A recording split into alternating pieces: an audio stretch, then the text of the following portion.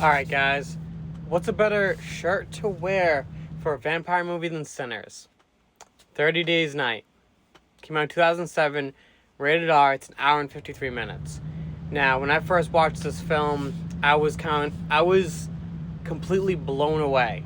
Just the whole concept of this film. So, the whole film is centered around, obviously, vampires. But did you know that there is a place in Alaska that is completely dark?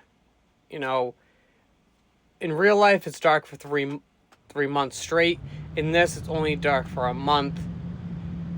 But if vampires really existed, it's probably where they would live and where they would feed.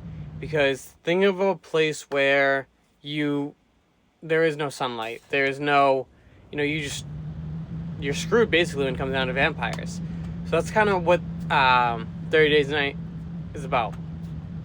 So it's very centered around Eben Olsen, who's played by Josh Hartnett, and Stella Olsen, Melissa George. Now, there are more entertaining people in the cast, but these are the main people in this film. Now, actually, sorry, I lied. You also have Danny Houston, who plays Marlowe, which is the king of the vampires. So you add all three of them in, and this film it's amazing. Now, a lot of people don't like certain vampire films because it's not realistic. It's not something that you would actually deal with before, but this film is absolutely realistic. In this film, they get a warning from a stranger who's played by Ben Foster, and Eben has no idea how to react to whatever. Before you know it, you got all these vampires that are trying to kill them. Now,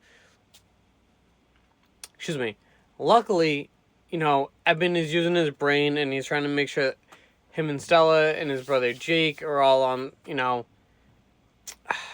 they're all safe. He's the sheriff of the town and he's just trying to do the simplest of things, hide out, try to wait them out. And everything in this film was realistic. The kills were realistic.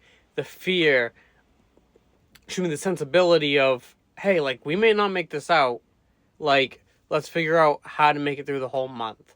Now, I didn't expect I would enjoy it as much as I did when I first watched it, but it's one of those vampire films I'll go back to over and over again.